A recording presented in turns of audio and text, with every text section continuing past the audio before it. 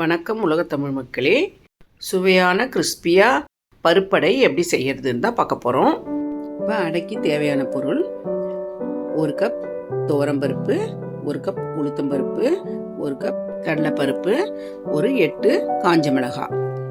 இப்போ ஒரு பாத்திரத்தில் எல்லா பருப்பையும் ஒன்றா போட்டு வாஷ் பண்ணி ஒரு 3 மணி நேரம் ஊற வச்சு எடுத்துக்கலாம். எல்லா பருப்பும் சேர்ந்து 3 கப் இருக்கிறதுனால அரிசியும் நம்ம 3 கப் எடுத்துக்க போகிறோம். 1.5 கப் புழுங்கல் அரிசி, 1.5 கப் பச்சரிசி எடுத்துக்கிறேன்.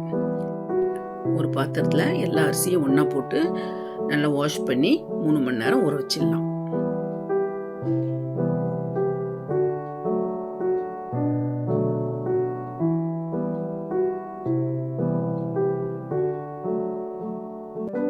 இப்போ வாஷ் பண்ணி ஊற வச்சாச்சு. இப்போ எடுத்து வச்சிருக்கேன் இந்த 8 காஞ்ச மிளகாயை பருப்போடு சேர்த்து ஊற வச்சிடுறேன். இப்போ நல்லா ஊறி வந்துருச்சு.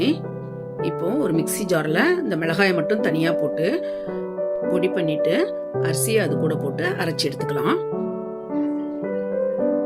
பொடி பண்ணி எடுத்தாச்சு. இப்போ அரிசி அதில் போட்டு அரைச்சி எடுத்துக்கலாம்.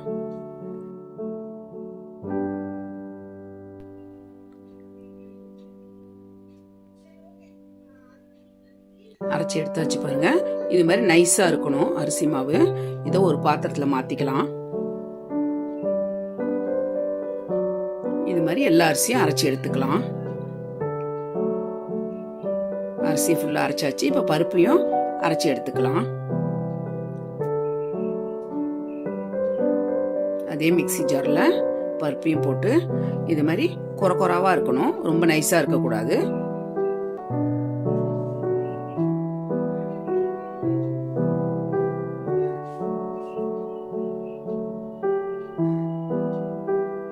எல்லா பருப்பையும் அரைச்சி எடுத்தாச்சு. 1/2 ஸ்பூன் மஞ்சள் பொடி, தேவையான அளவு உப்பு போட்டுக்கிறேன். 1 கப் தேங்காய் துருவலை போட்டுக்கிறேன். இப்போ ஒரு 1/2 டம்ளர் தண்ணி போட்டுக்கலாம்.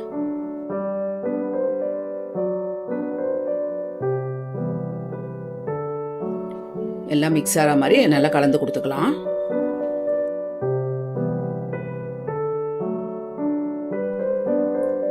நல்லா கலந்தாச்சு. இப்போ ஒரு 1/2 ஸ்பூன் பெருங்காய பொடி போட்டு மிக்ஸ் பண்ணிக்கலாம். இப்போ அடை மாவு ரெடி ஆயிடுச்சு. இதை 1 மணி நேரம் ரெஸ்ட்ல விட்டுடலாம். 1 மணி நேரம் ஆயிடுச்சு. இப்போ அடையை சுட்டு எடுத்துடலாம். இட்லி மாவு பதத்தை விட கொஞ்சம் கெட்டியா இருக்கணும். கல்லில் அடை மாவு போட்டு தோசை மாதிரி நம்ம ரவுண்டா தேய்ச்சி கொஞ்சம் எண்ணெய் கூட விடணும், அப்பதான் நல்லா இருக்கும். அரிசி பருப்பு இதே ரேஷியோல நீங்க போட்டு அடை மாவு தயார் பண்ணி அடை சுட்டீங்கன்னா அடை கிறிஸ்பியாவும் டேஸ்டாவும் இருக்கும். அடையில காரம் உங்களுக்கு அதிகமா வேணும்னா இன்னும் கூட கொஞ்சம் மிளகாவை ஆட் பண்ணிக்கலாம். இதுல வெங்காயம், பச்சை மிளகாய் அதெல்லாம் கூட வதக்கி கூட போட்டு அடையாவும் சுட்டுக்கலாம். இது மாதிரி செவந்த பிறகு திருப்பி போட்டு 2 பக்கமும் செவந்த பிறகு அடையை எடுத்துடலாம். டேஸ்டான கிறிஸ்பியாக பருப்படை ரெடி ஆயிடுச்சு. இந்த பருப்படைக்கு தொட்டுக்கிறதுக்கு அவியல் சூப்பராக இருக்கும். இந்த பருப்படை ரெசிப்பியை நீங்களும் வீட்டில் ட்ரை பண்ணி பார்த்து எப்படி இருக்குன்னு கமெண்ட்டில் சொல்லுங்கள். ஒரு லைக் கொடுங்க.